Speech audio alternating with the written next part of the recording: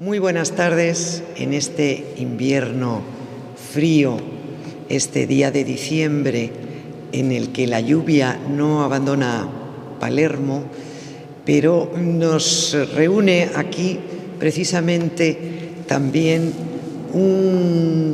dos gallegos excepcionales. Uno es Emilia Pardo Bazán, de la que celebramos el centenario este año, y un profesor, una persona muy querida, no solamente para el Instituto Cervantes de Palermo, sino también para mí, desde hace muchos años, amigo cordial, que es el profesor José María Paz Gago, que también de La Coruña ha venido aquí a Palermo, ciudad en la que ya ha estado en varias ocasiones y bueno, ya ha disfrutado y ya se siente parte de aquí.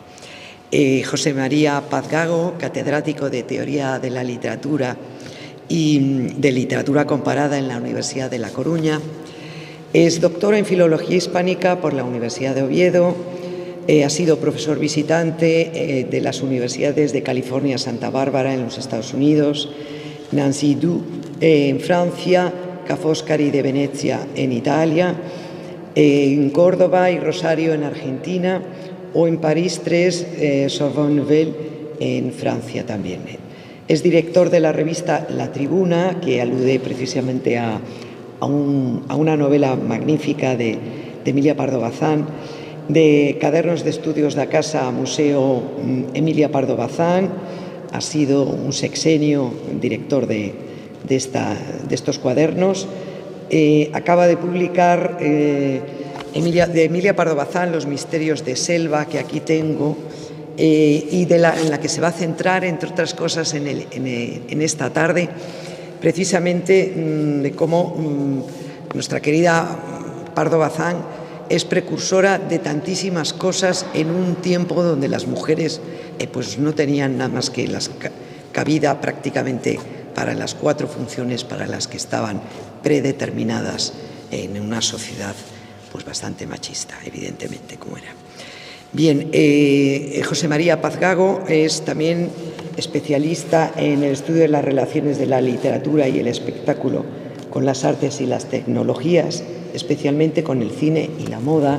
Ha publicado varios estudios sobre la importancia de la moda, porque no en vano ha estado muchísimos años en dirigiendo también las grandes asociaciones de semiótica internacional.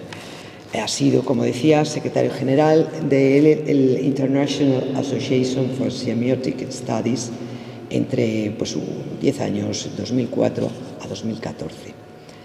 Entre sus publicaciones, que son muchas, destacaré brevemente La recepción del poema, pragmática del texto poético, La máquina maravillosa, tecnología y arte en el Quijote, que fue finalista del Premio Nacional de Ensayo, o La revolución espectacular, el teatro de Valle Inclán en la escena mundial, publicado en Madrid y Barcelona, en Castalia. Es premio de periodismo Pere Duin en 2004, ha obtenido el Premio Internacional Cartago de Poesía en 2011 y como poeta, que es otra faceta también importante en él, ha publicado Manual para enamorar princesas, Guía de lugares inexistentes, WhatsApp, piropoemas para mensajes de móvil. Hace muy poco también Expulsión del Paraíso, Poemario del Caribe, al que se le concedió el Premio Internacional de Literatura Gustavo Adolfo Bécquer, que entregan el Pen Club español y la editorial Pygmalion.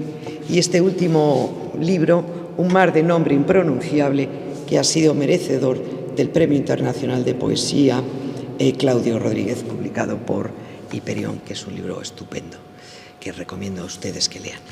Y nada, muchísimas gracias, Chema, por estar con nosotros en esta tarde donde los elementos climatológicos, pues bueno, la lluvia de Galicia a la lluvia de Palermo.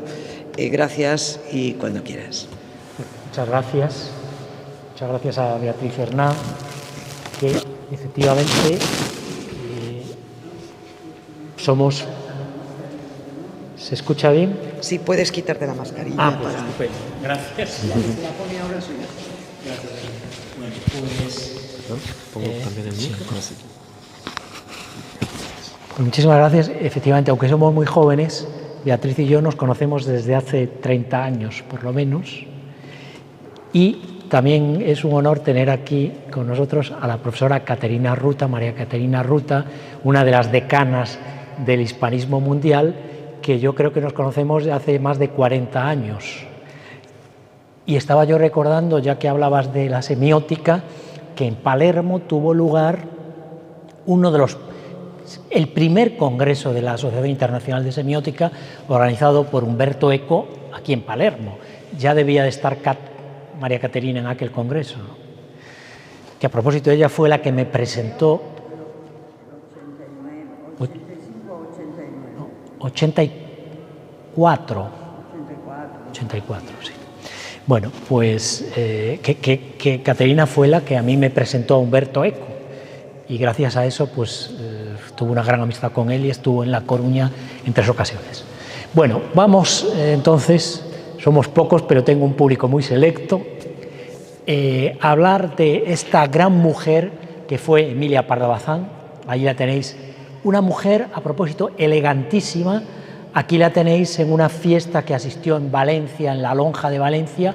Fijaros qué tocado lleva en la cabeza, qué pieles de armiño en su... Era una mujer que a lo mejor físicamente no epataba, pero sabía explotarse y fue una gran seductora, ¿no? En primer lugar porque no hay nada más seductor que la inteligencia, y ella era de una inteligencia extraordinaria. Y si todo funciona, aquí tenemos de lo que vamos a hablar hoy, la prima donna de la novela negra, la sorprendente obra novelística de Emilia Pardo Bazán, porque más allá de su obra realista y naturalista, es la introductora del naturalismo en España, también cultivó otros muchos géneros y otras muchas estéticas. Pero ¿quién era Emilia Pardo Bazán? Pues hoy aquí en el Cervantes de Palermo, en esta sede maravillosa, vamos a verla en vivo y en directo a través de la única película que conservamos con ella.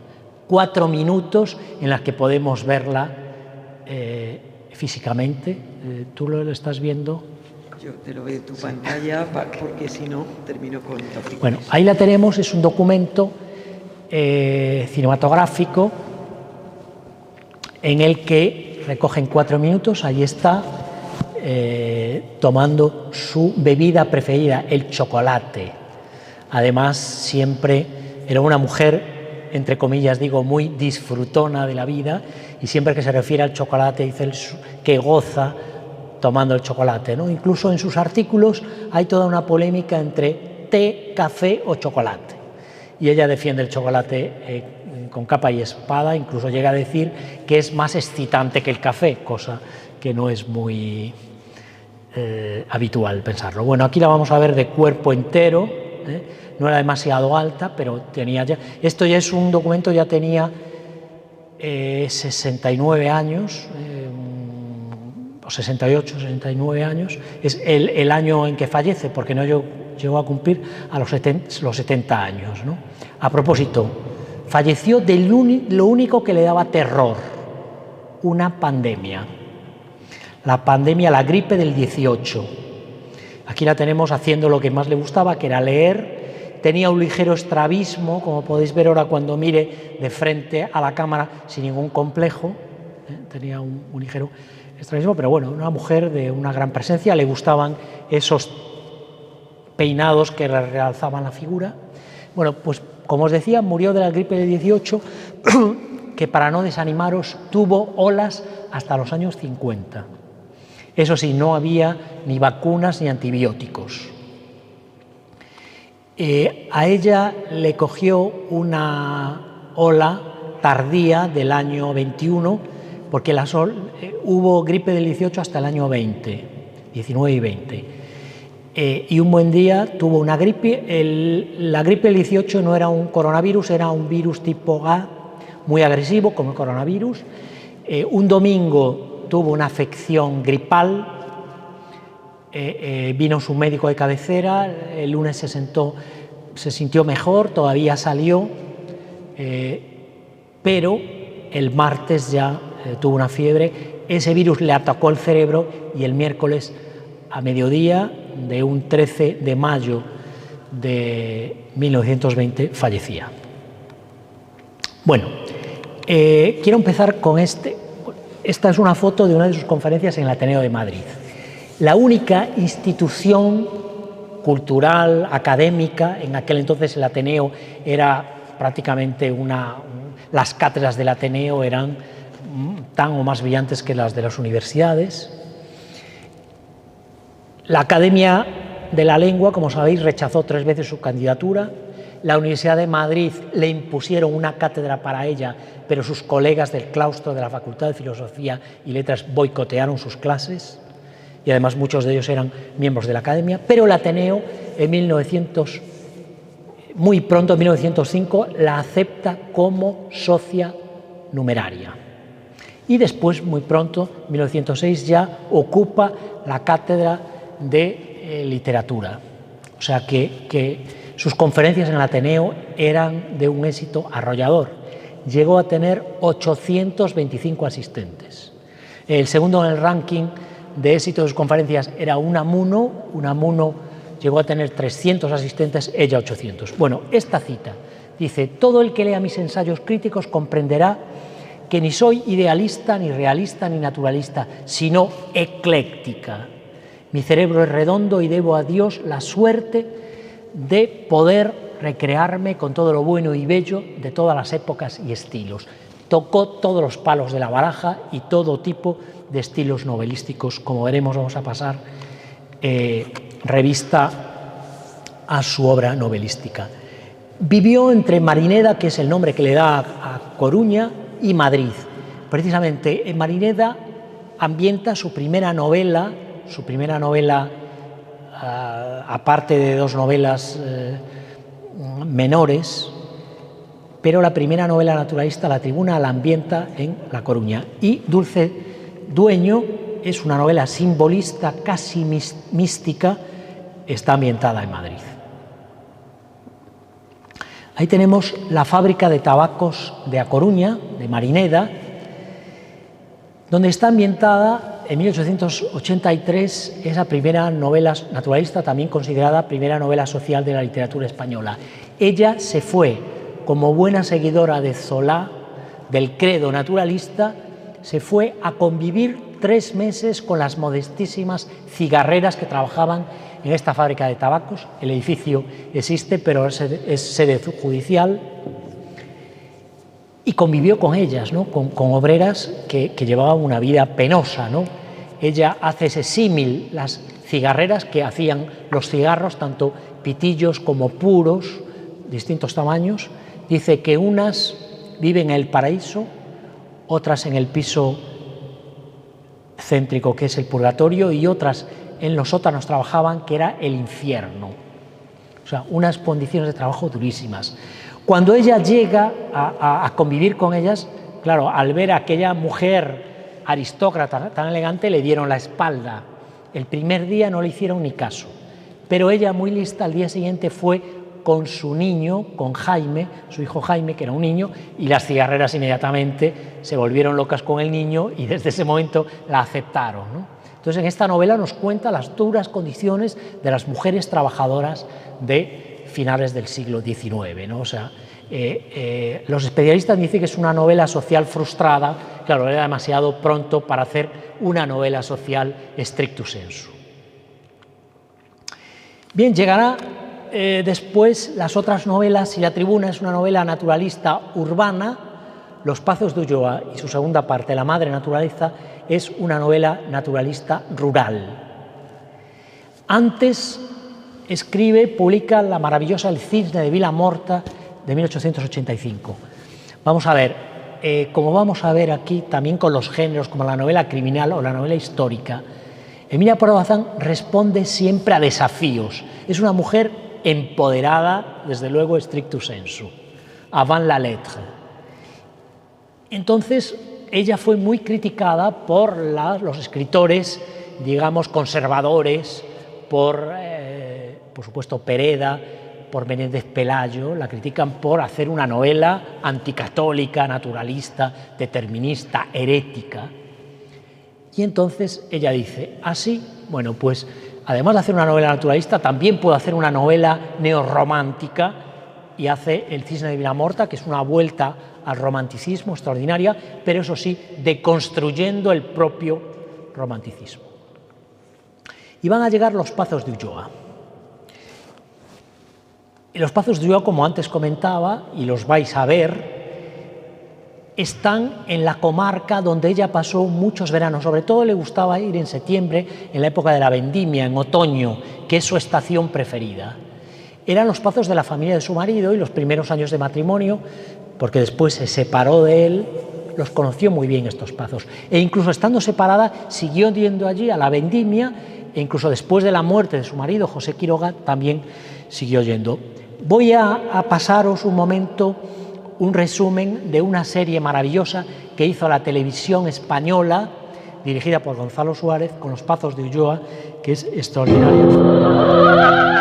¿No será usted por un casual el señor Marqués de Ulloa? Mientras Perucho sea el único hijo, es también el único heredero. ¿Es verdad que has venido a Santiago a buscar novia? No lo dudaría. Me quedaría con la señorita Marcelina. Quiero que sea como yo. No será niño. ¿De quién es esta criatura? Quiero que esa mujer desaparezca de mi vida para siempre. Es necesario que me ayude a salir de aquí. He venido a buscar a la hija de mi hermana. Ella me lo pidió por carta antes de morir. Si ella lo quiere y Dios lo quiere, llévatela. Es Perucho y no ella quien tiene que hacerse cargo del Pazo. ¿Usted sabe o no sabe que es hermano de Manuela? Nunca debió venir a Los Pazos de Ulloa. Aquí estábamos bien, como estábamos. Bueno, es una serie hecha en varios capítulos para Televisión Española, realmente con un reparto extraordinario, encabezado por José Luis Gómez en el papel de Julián, del cura, en fin, Charo López, Victoria Abril en el papel de Nucha.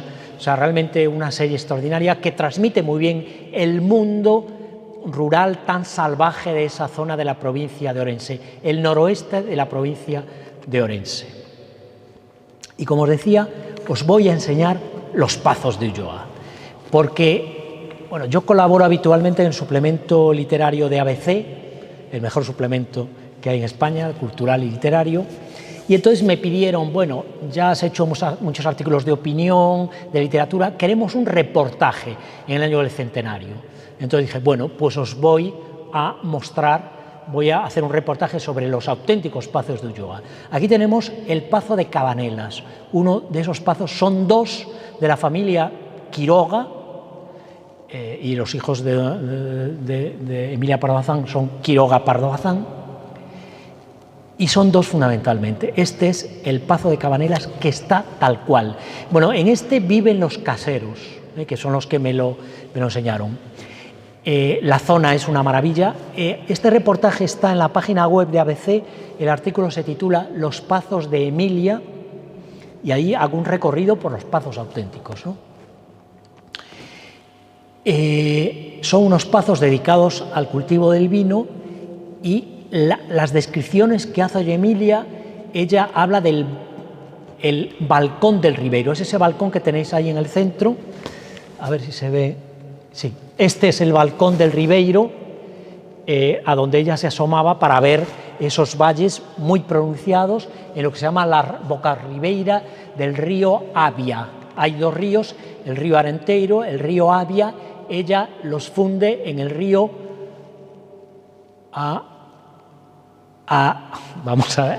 Avieiro, el río Avieiro, río Avia, río Arenteiro, el río Avieiro, en ese mundo de ficción que hace de los pazos de Ulloa, ¿no? Estos son los pazos de la familia Quiroga. Ahí tenéis uno de los exteriores.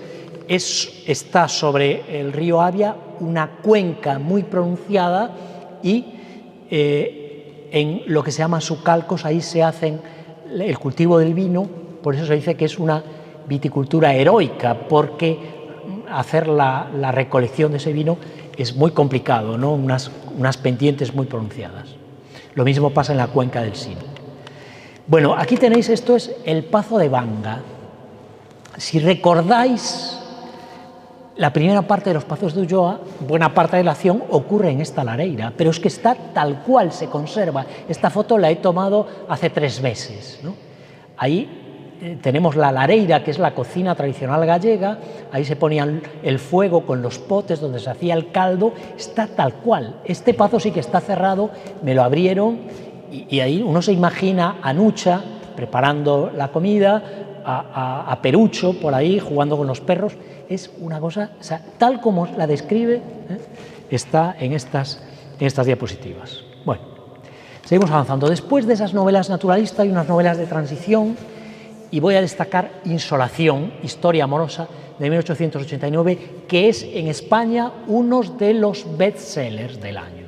Es la novela que se está vendiendo como churros después de Los misterios de Selva, de la que vamos a hablar, novela criminal que yo he editado y recuperado del olvido, que ya vamos por la 4ª edición.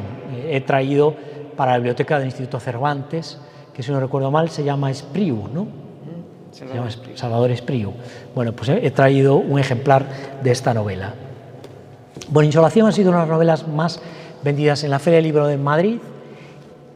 Ha sido reeditada por Alianza Editorial, por Reino de Cordelia, que es esta portada, por Pigmalión, en edición de Losada, de Miguel Osada, un gran amigo de Beatriz, que ha hecho una edición preciosa. Que ha colaborado también mucho con el Cervantes de Palermo. Gran amigo, bueno, pues él ha hecho una edición extraordinaria también, muy bella. Bueno, Insolación es una historia tremenda que solo Emilia Pardo Bazán en su época se atrevía a escribir. Una mujer con un título de marquesa que tiene una historia sentimental en un ambiente de una romería popular madrileña con una persona, un señorito andaluz, pero que no es noble, de una clase social inferior. Algo inadmisible en el siglo XIX, ¿no? Y por lo que doña Emilia fue muy criticada, pero en esta novela extraordinaria pues expone esa historia de Insolación. Bueno, después está Una cristiana, La piedra angular, una novela de tesis. La piedra angular para la sociedad de su momento era la pena de muerte. Es toda una discusión sobre si debe admitirse la pena de muerte, si el hombre tiene capacidad de quitar la vida a alguien o no. Doña Milagros, Memorias de un solterón, que es el ciclo que ella llama de Adán y Eva. Bueno, avanzamos un poquito. Efectivamente, cuando ya entra en el siglo XX Emilia Pardo Bazán, y después de esas novelas realistas, llega la nueva manera de novelar. Se ha aplicado esto a su amigo, colega, confidente y amante, Benito Pérez Galdós. De Benito Pérez Galdós, por ejemplo, Germán Gullón, para mí su mejor especialista, dice que es en el siglo XX ya su tercera novela, su tercera manera de novelar, lo que él llama las novelas espiritualistas, donde ya incorporan estos autores, Clarín no pudo hacerlo porque muere en 1901, incorporan una prosa impresionista, incorporan ya el contenido simbolista, el espiritualismo, en el caso de los dos, y se adscriben a la tendencia de la joven generación que surgía en esos momentos, Valle Inclán, Baroja, Azorín, Maeztu. Es decir, fueron dos autores que, saliendo de la generación realista, supieron asumir los nuevos códigos, la nueva estética literaria. Y hay que decir que Emilia Pardo Bazán, como presidenta de la sección de literatura del Ateneo, dio voz a los jóvenes escritores de ese momento, a la joven generación modernista, ¿no? Tanto a Valle, por supuesto, porque además Valle no respetaba a nadie y del único escritor que habla bien es de Emilia Pardo Bazán. Y Emilia Pardo Bazán habla muy bien de Valle también, ¿no? Cuando, ya digo, Valle no dejaba títere con cabeza, ¿no? Entonces, ya en el siglo XX entran... Galdós vive hasta 1920, Emilia Pardo Bazán hasta 1921, y tuvieron esa facilidad, de siendo gente de más de 50 años, de hacer unas extraordinarias novelas simbolistas, ¿no? Hay tres que, para mí, tres de Emilia Pardo Bazán extraordinarias. En 1905 publica La Quimera, una novela plenamente simbolista, es más, una novela decadentista. Ahí tenemos el nuevo escenario de sus novelas, que ya no es el mundo rural del interior orensano, sino que es el mundo de las mariñas coruñesas, las mariñas Betanzos. A propósito, estoy escribiendo un libro que voy a entregar, tengo ahí a mi editora presionándome, pero lo voy a entregar el 10 de enero, no el 31 de diciembre como ella quiere.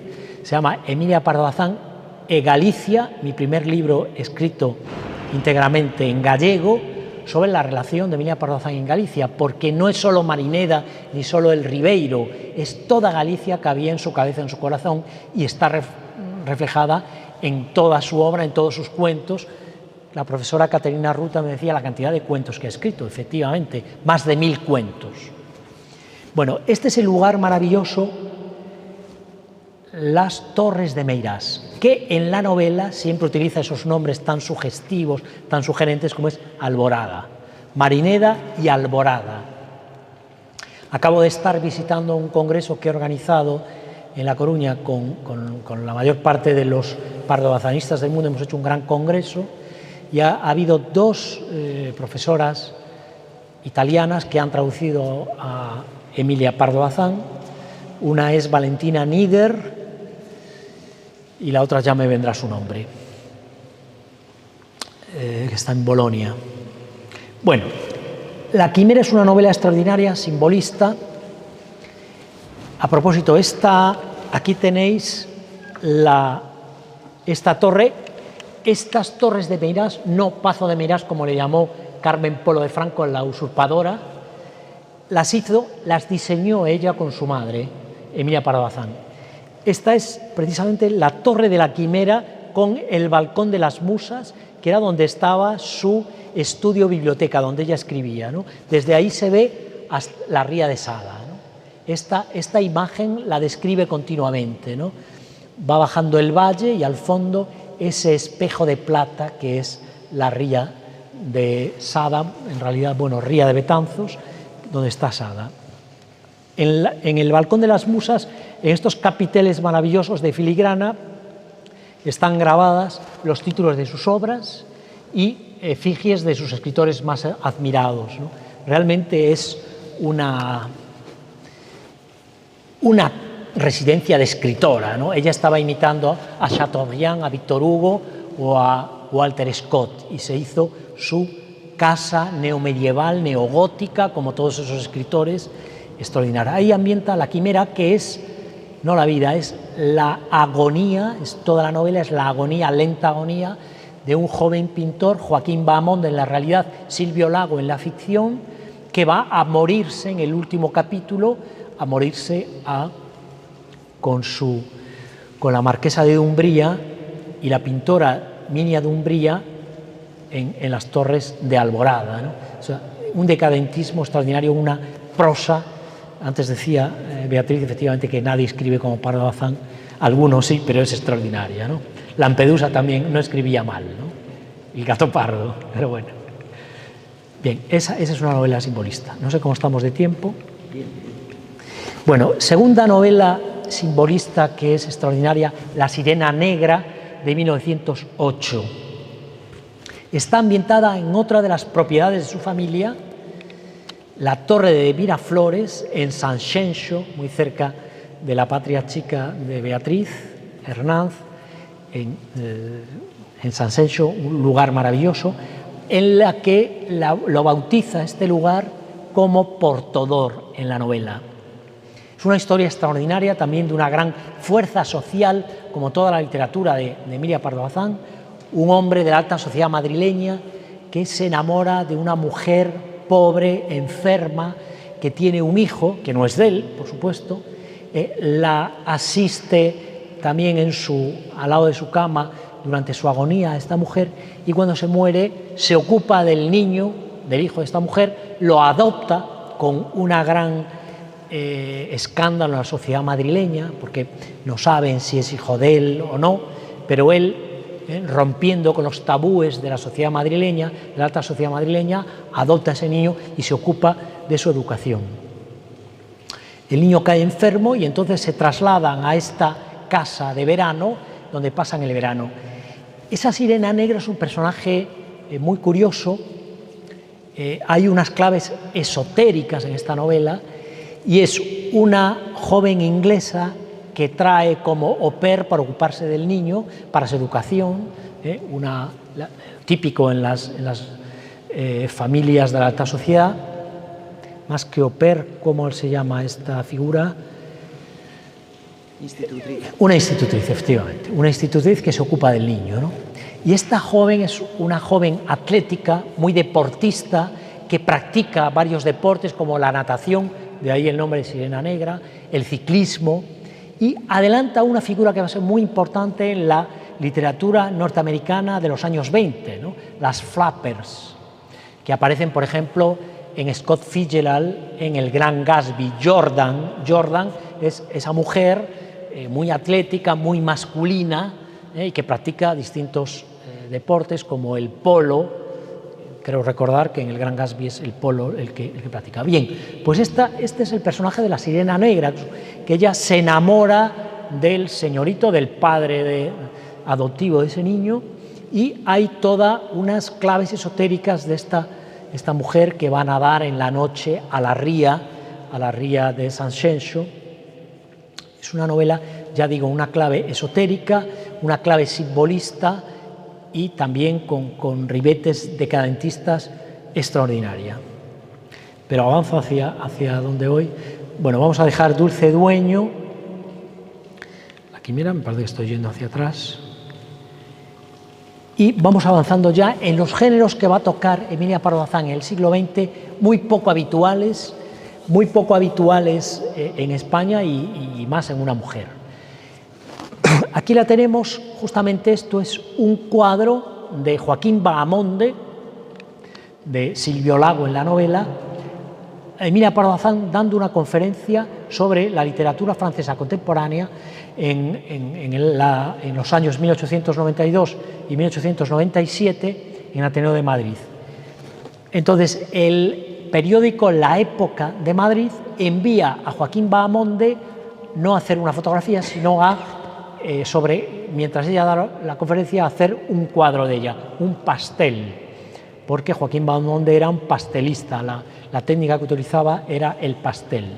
No sé si en italiano existe ese nombre para esa técnica de pintura, pastel. Sí. Bien, pues el periódico hizo este pastel de Emilia Pardo Bazán dando su conferencia, inmediatamente al día siguiente lo publicó el periódico, ¿no?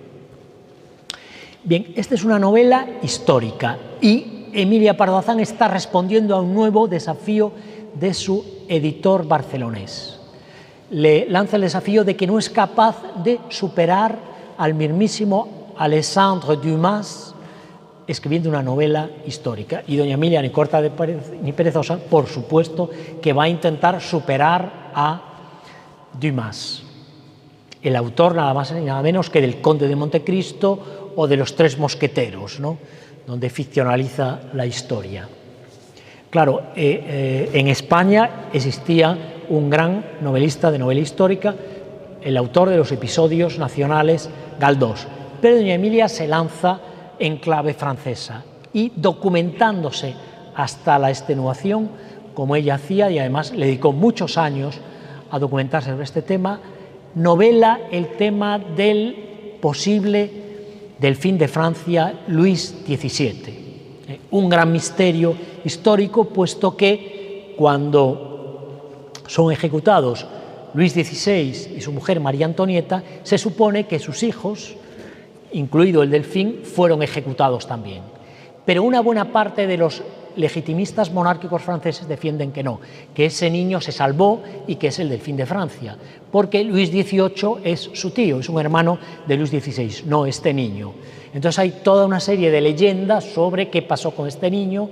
Fue primero perseguido por los revolucionarios y después perseguido por su tío para que no que es considerado como usurpador, ¿no? Entonces, en torno a ese tema, escribe esta novela Misterio, publicada en 1903, que a propósito inmediatamente va a ser publicada en francés y en inglés.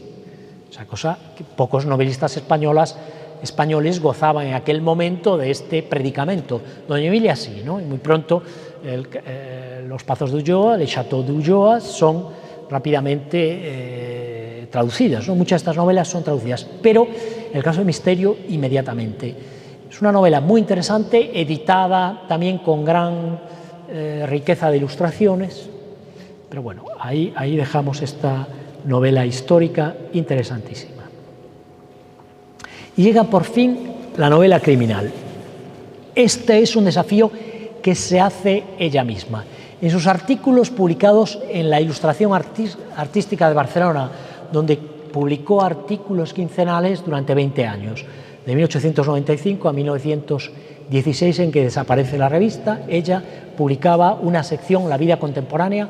Acabo de editar yo en La Coruña una edición de Bibliófilo, que es una selección de sus crónicas de la vida contemporánea, porque son asombrosas. Las crónicas de la vida contemporánea nos quedamos de piedra leyendo lo que ella decía.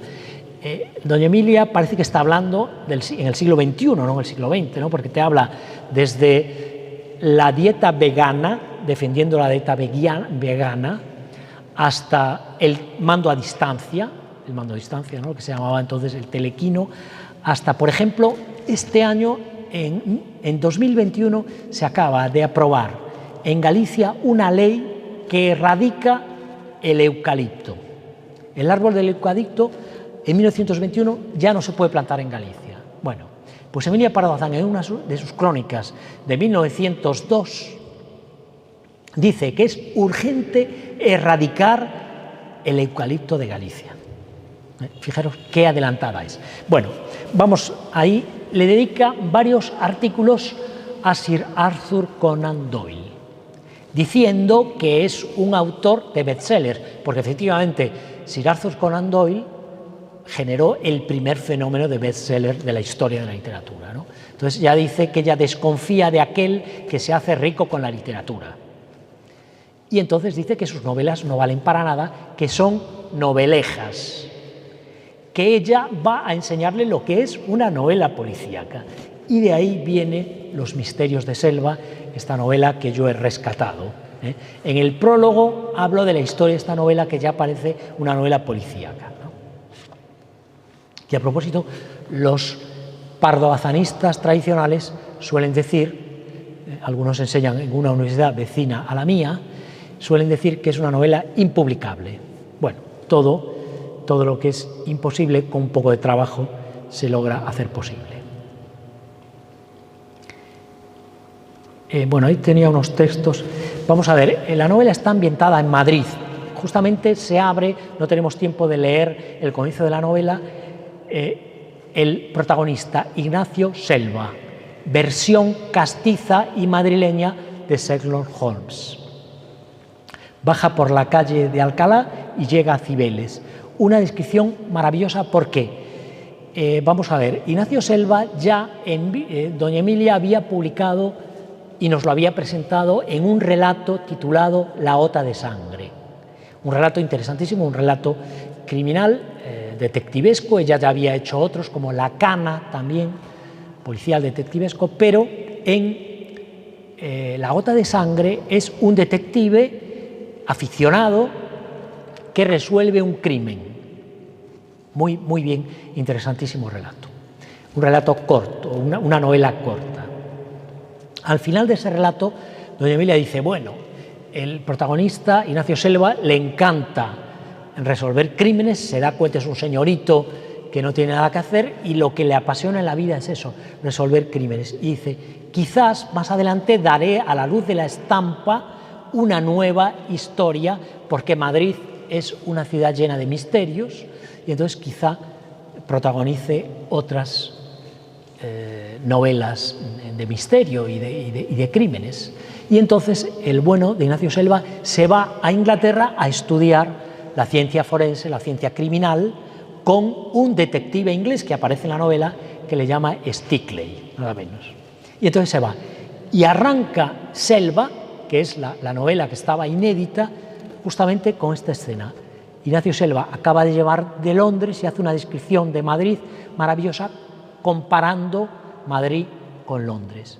Al principio todo le parece mal, no es el césped perfecto de los parques ingleses, pero poco a poco se va dando cuenta de lo maravilloso que es Madrid, que hasta los guardias de tráfico le sonríen, no como en Londres, que le ponen cara rara, y ve que las mujeres son elegantes, sonrientes, maravillosas, no como en Londres, ¿no? Entonces, la descripción con que se abre esta novela es una auténtica maravilla y a los madrileños les encanta. Entonces va a resolver un caso que en esta ocasión no es un caso de crímenes, sino que es un caso de robo de obras de arte a gran escala, tema que estaba de plena actualidad en el Madrid entonces. Vamos a ver, yo he situado la redacción de esta Selva hacia principios de 1912. ¿Por qué? Porque a finales de 1911 se produce un robo de obras de arte extraordinario. En el museo más importante del mundo entonces, el Louvre, roban el cuadro más importante de la pintura universal, la Mona Lisa, la Gioconda. La Gioconda de Leonardo es robada en 1911, imaginaros, ¿no? O sea, es como si hoy robasen, pues no sé, el Moisés en Roma, lo roban, ¿no? Bueno, pues roban eso. Y ya avanzado 1912 se recupera la Gioconda. Entonces, en el relato se nos cuenta el robo de la Gioconda, pero no se nos habla de que la han recuperado. Por eso no llega, hacia marzo, abril, habría acabado la redacción de las dos versiones que hizo Emilio Pardo Bazán. O sea, esa era una de las dificultades para para publicar esta novela, ¿no? Que estaba en muy mal estado. Por una parte, el mecanoscrito, que lo vais a ver, estaba en mal estado, pero además había dos versiones. Entonces yo he tenido que compararlas y te das cuenta de que se ilumina una a otra, ¿no? Bueno, ahí está la descripción. Bueno, esa es la edición, pero yo creo que, sí, ahí tenemos la edición, efectivamente. Doña Emilia hablando en el Ateneo, que era lo que más le gustaba hacer, y que la fotografiasen ahí, y ahí tenemos la edición. En ese recuadro está Ignacio Selva. La ilustración del fondo es una de las ilustraciones originales, ilustraciones maravillosas de Puello, que os voy a enseñar alguna más, de la edición de La Gota de Sangre. Y en el recuadro tenéis la recreación que ha hecho de Ignacio Selva una joven ilustradora coruñesa, Mere Menola, que ha ilustrado la parte inédita. Son unas ilustraciones de época, pero que tienen un toque más moderno, más expresionista, ¿no? Entonces, por una parte, aparece este detective, Ignacio Selva, que vuelve de Londres y él cree que hay una trama, una organización internacional de robo de obras de arte que va a venir a Madrid a hacer un robo importante, como en realidad ocurre, ¿no? Es un Madrid muy cosmopolita de la Belle Époque, año 10, plena Belle Époque, y un ambiente muy cosmopolita. Estos personajes extraños, una familia que llega, es, como no podía ser de otra forma, un príncipe austrohúngaro con otro amigo principesco gitano austrohúngaro, casado con una princesa italiana de Tarento, y tienen una hija italiana de una familia Palmerini, es hija de esta princesa italiana, bellísima, Vice, que tiene una historia sentimental con este detective Ignacio Selva. O sea que la conexión italiana está asegurada, como por supuesto se exige. Bueno, esta familia llega a Madrid y Ignacio Selva sospecha enseguida que hay algo extraño, ¿no?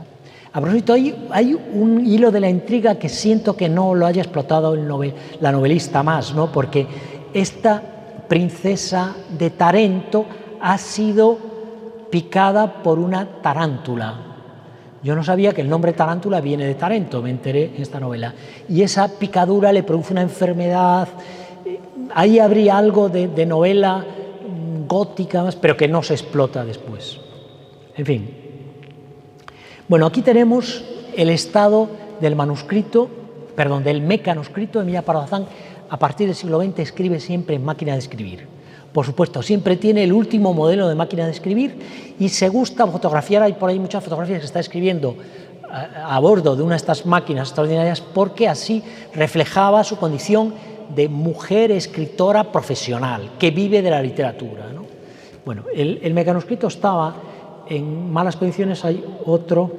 Bueno, aquí tenéis estas ilustraciones originales de Puello, extraordinarias, muy cinematográficas. La de la izquierda es cuando Ignacio Selva, volviendo de su casa, encuentra un cadáver muy cerca de su casa, en un descampado, y entonces empieza la investigación criminal. Y aquí Ignacio Selva, cuando va a visitar a un abogado, en fin, las ilustraciones del original.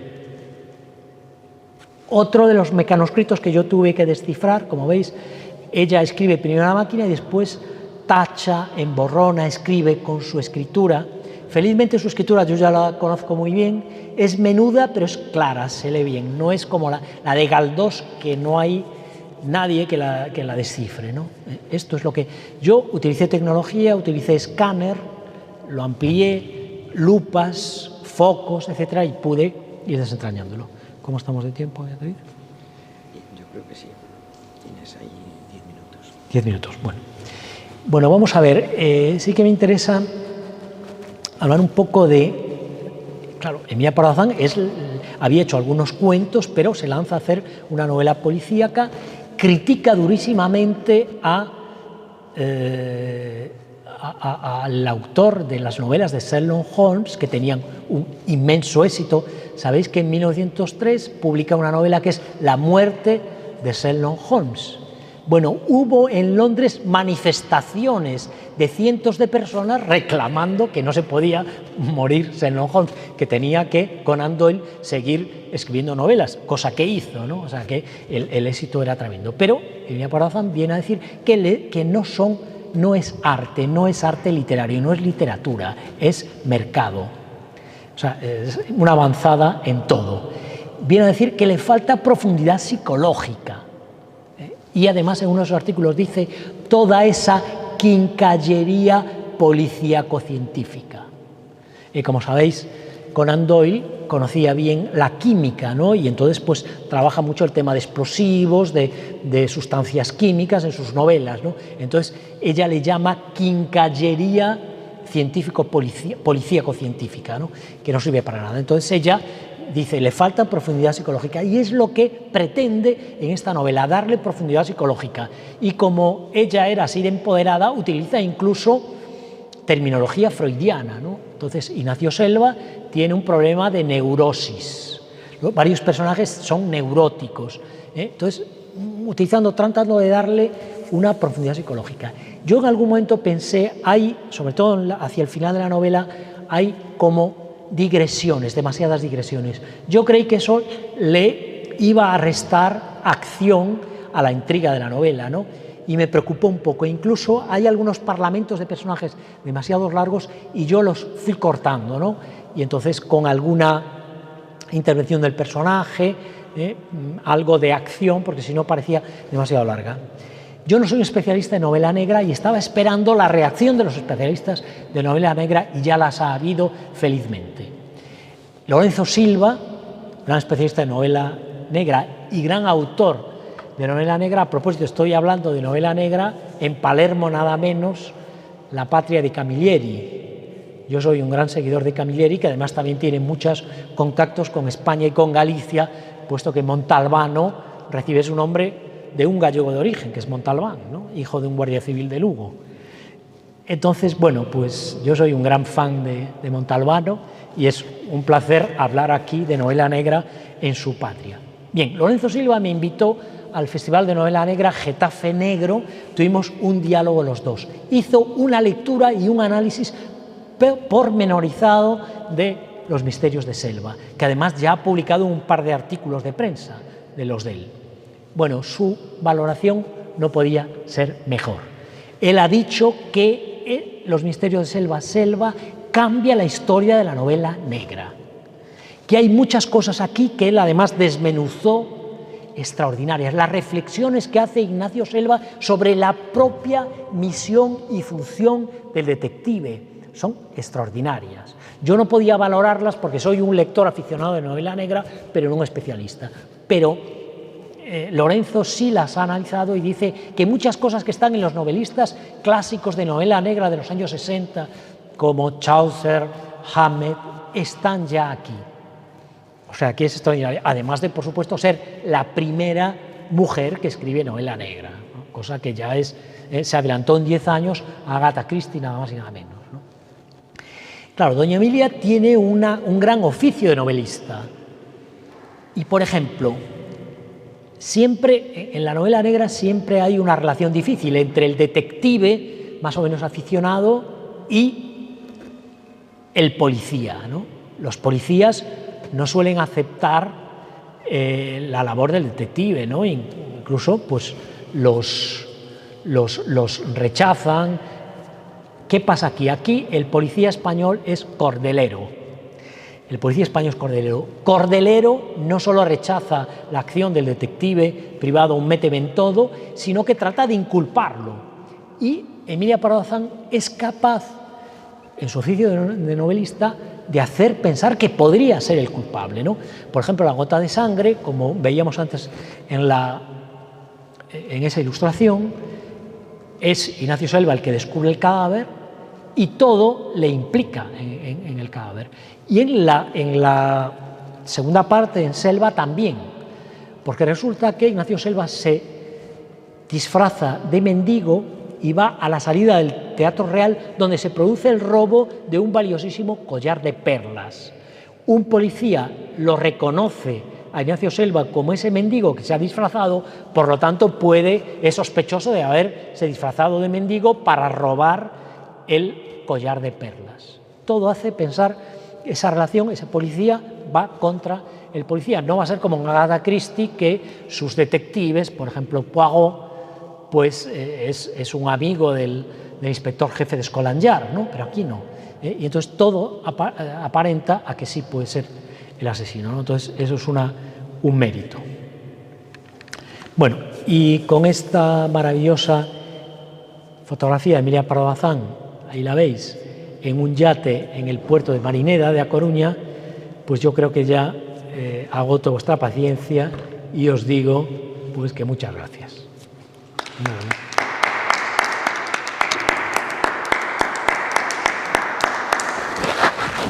Muchísimas gracias, Chema, por esta...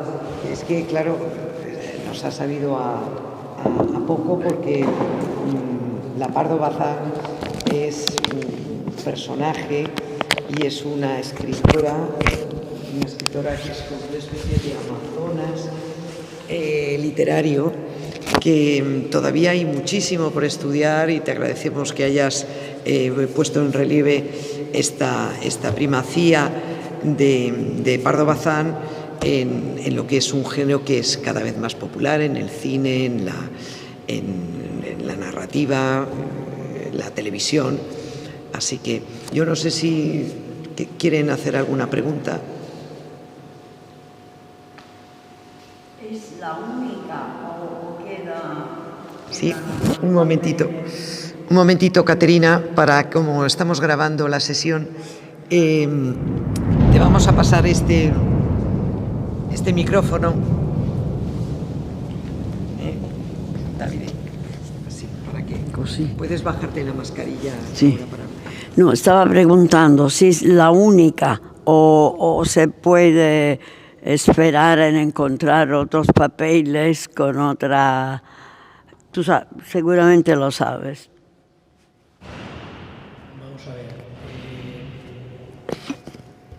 Vamos a ver,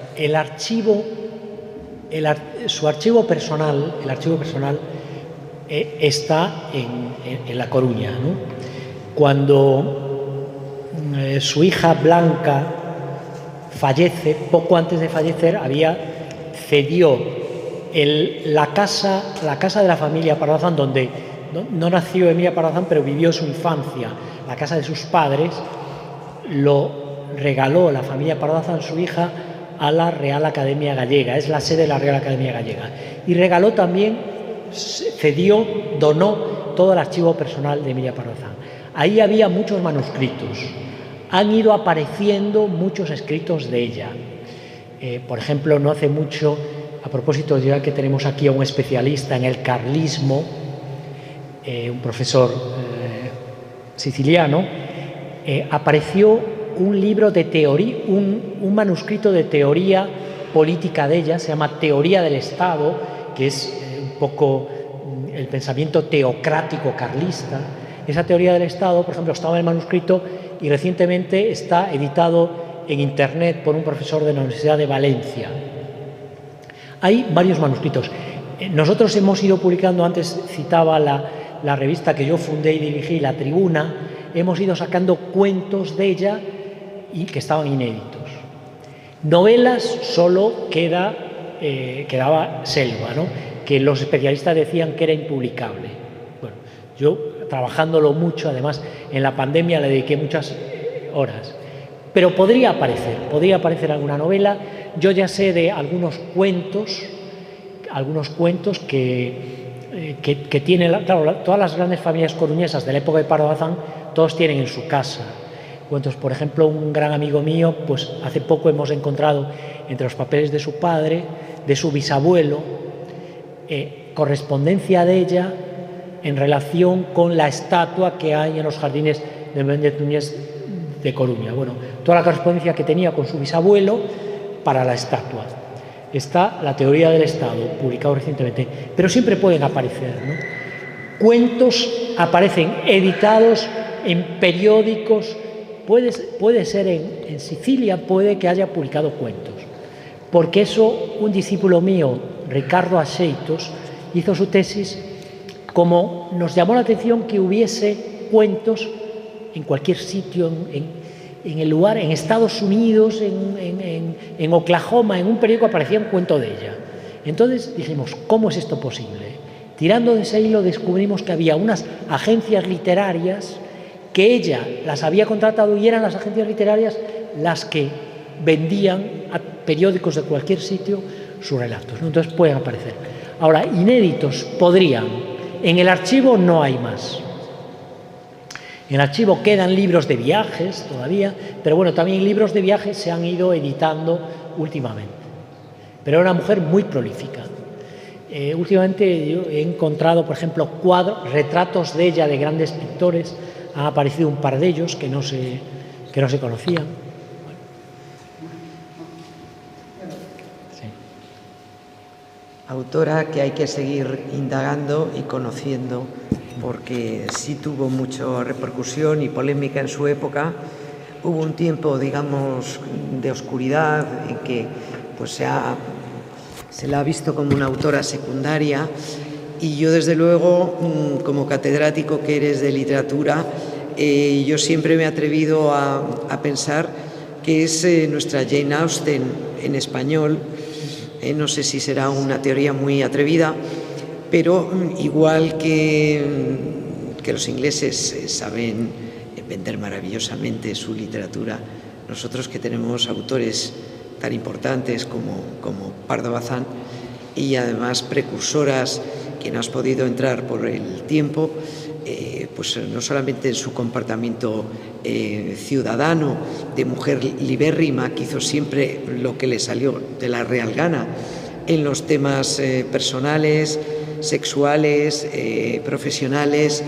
Quiere decir que era una mujer de su tiempo, evidentemente, porque no podemos verlo fuera del contexto, pero muy avanzada, y fue asimilando y transmitiendo.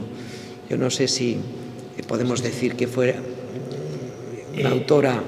Sí, lo que es Jane Austen, pero con más, y Virginia Woolf y muchas. A propósito, sus escritos feministas, que son extraordinarios, alguno de ellos fue escrito a petición de una revista de Londres, por ejemplo, La Mujer Española, ¿no? y fue traducido al inglés inmediatamente, y esto en el año 1880 y pico, o sea, no siglo XX, ¿no? O sea, que, por ejemplo, adelantó muchas ideas de las feministas inglesas, por ejemplo, ¿no? Por ejemplo, de Virginia, una habitación propia, pues ella ya defiende una habitación propia y dice que Meirás es su habitación propia, ¿no?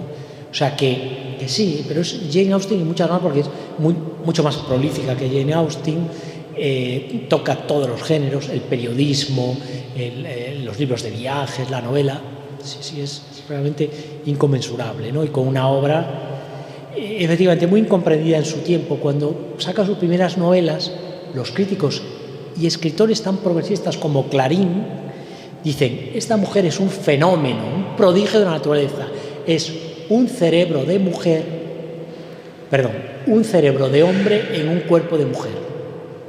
Un cerebro de hombre en un cuerpo de mujer, o sea que realmente fue muy incomprendida en su tiempo, ¿no? Y también por su libertad sexual también, ¿no? También le costó muchas críticas, pero la verdad que se puso el mundo por montera.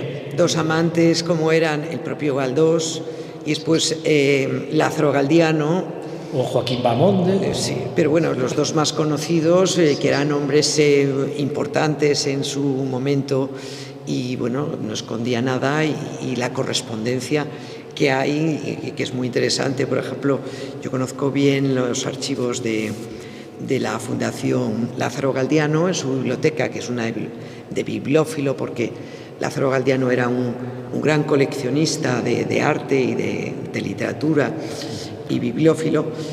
Pues ahí también hay correspondencia con... Bueno, ahí han aparecido algunos inéditos de ella. Sí. Por ejemplo, apareció una obra de teatro que descubrió otra discípula mía que hizo su tesis doctoral sobre el teatro de Emilia Pardo Bazán, y apareció ahí una obra inédita, ¿no? Claro, ella a Lázaro Galdiano le regalaba muchas cosas, le escribía, y efectivamente, ¿no? Pero en su momento ella, su amante era el escritor más importante de su época, Galdós. Bueno, deja a Galdós y empieza una relación con uno de los hombres más ricos, más guapos y mucho más joven que ella, Lázaro Galdiano, ¿no? O sea, que era una mujer empoderada, ¿no? O sea, sí. He de decir, porque a veces la gente se extraña y dice: hombre, pero con ese tipo físico, bueno... Los gustos de la época eran distintos a los que tenemos ahora, los parámetros de belleza. Estoy seguro que al final del siglo XIX le dicen a alguien que el tipo de mujer que va a gustar hoy es una mujer extremadamente flaca, delgada y poco sana, y hubiera dicho: estos tipos están locos. La estética cambia, está claro. Muy bien, pues muchísimas gracias, Chema, a ustedes por estar aquí en esta tarde de tormenta palermitana, y decirles que seguiremos hablando en 2022 de Emilia Pardo Bazán, porque vamos a presentar aquí también una edición, una traducción al italiano de Los Pazos de Ulloa, en Villa Ulloa, en nuestra sede, y esperemos que vengan ustedes también a debatir. Esta vez será, aquí hemos hecho esta actividad en español, y la próxima será en italiano, porque estamos en Sicilia y queremos compartir esos puntos en común que tenemos el Instituto Cervantes como institución que trae a ustedes la cultura en español y en las lenguas que son comunes a nuestro país, y el italiano, que es la tierra que nos acoge y que sentimos tan cercana. Gracias. Muchas gracias.